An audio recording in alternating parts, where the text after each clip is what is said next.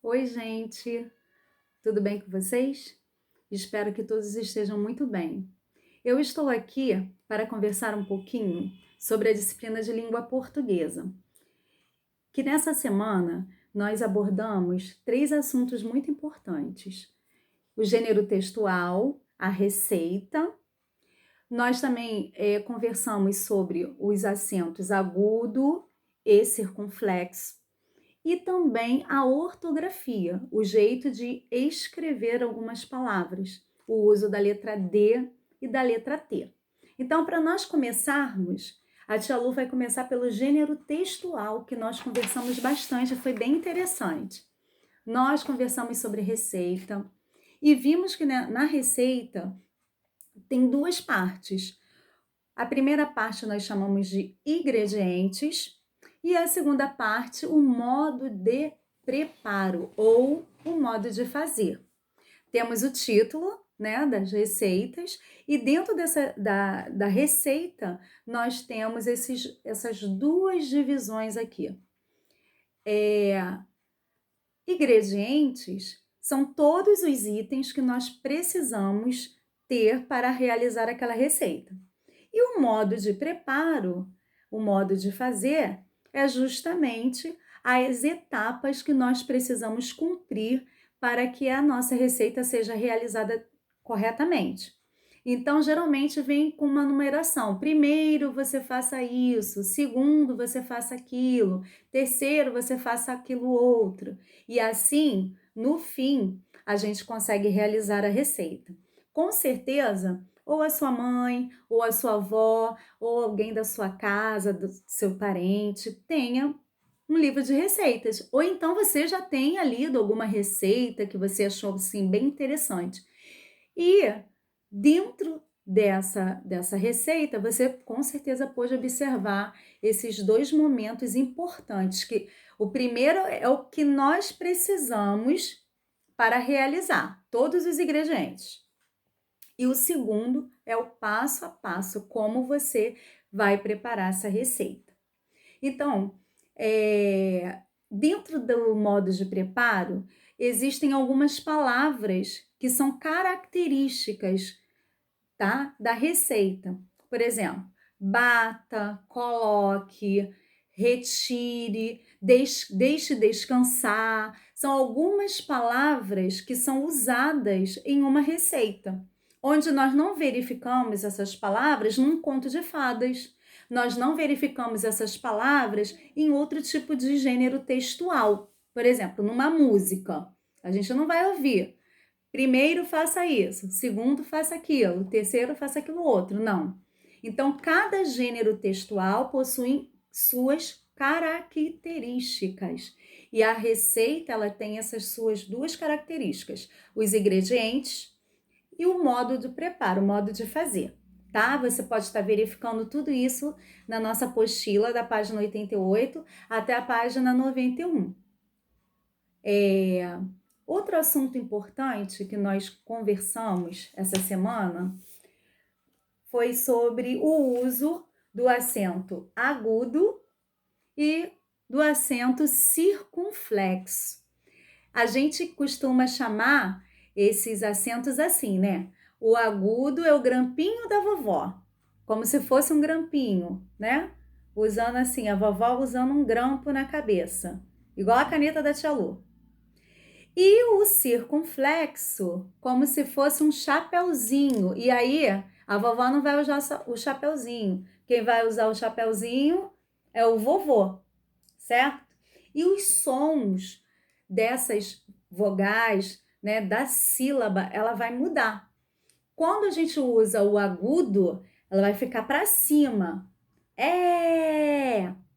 Mônica é legal. Então, olha, para cima, agudo. O som é agudo, é para cima.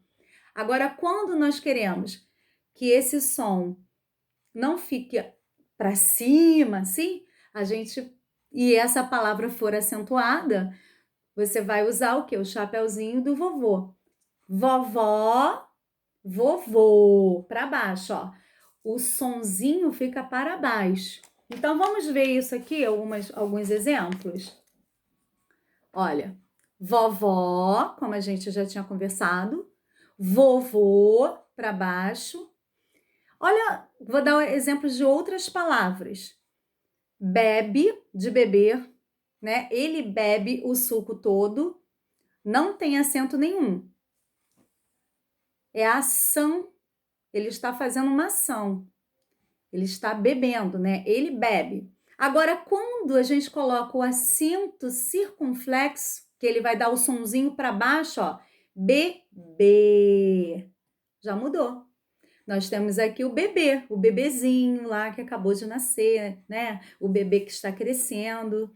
Enfim, outro exemplo também bem interessante é sabia. E aí a gente vai, nós precisamos ter cuidado na hora da leitura. Por isso que os acentos, né, nós precisamos prestar atenção nos acentos. Porque na hora da leitura vai fazer toda a diferença. Ó, aqui não temos acento nenhum. Sabia. Quando eu sabia fazer alguma coisa, ou ele sabia daquela história, tá vendo? Agora, quando temos o acento aqui, ó, na primeira sílaba aqui na primeira vogal, ó. Sábia. Olha, aquela pessoa, aquela criança é sábia. É de sabida, né? De saber.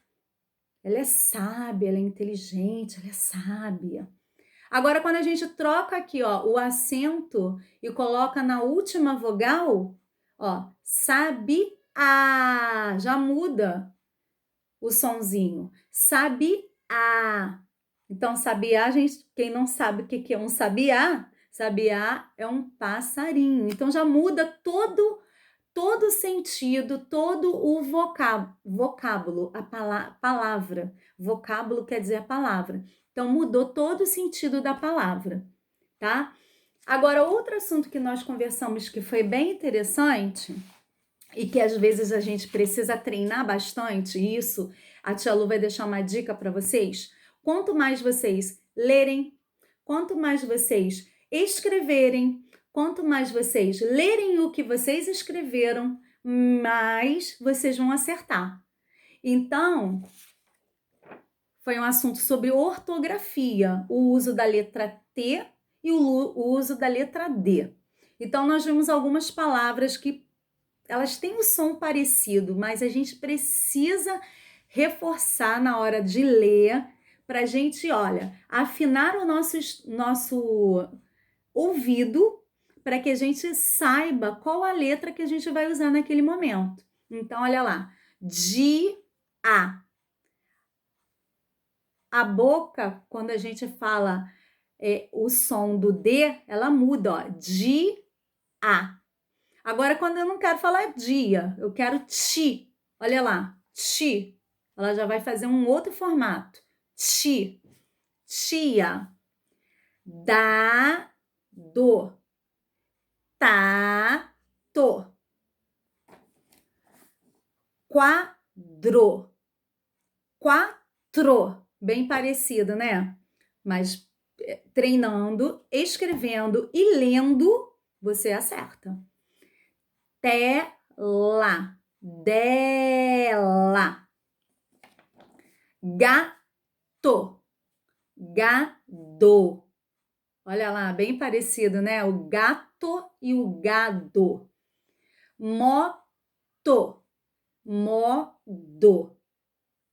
Então, para a gente errar menos, a gente precisa o quê? Escrever mais, precisamos ler mais, para que os nossos olhos venham ficar também familiarizados, assim, ó, já vai olhar, e já gravei. Aquela palavrinha é com a letra D ou aquela palavrinha é com a letra T. Espero que a tia Lu tenha ajudado bastante vocês. Vamos ficar, assim, bem treinados, tá bom?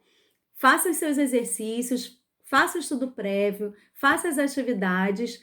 E se você perder alguma aula, a tia Lu tá por aqui para ajudar vocês, tá bom? Um beijo no coração. Fiquem ligados que nós vamos aprender muitas coisas legais aqui, tá? Tchau, tchau!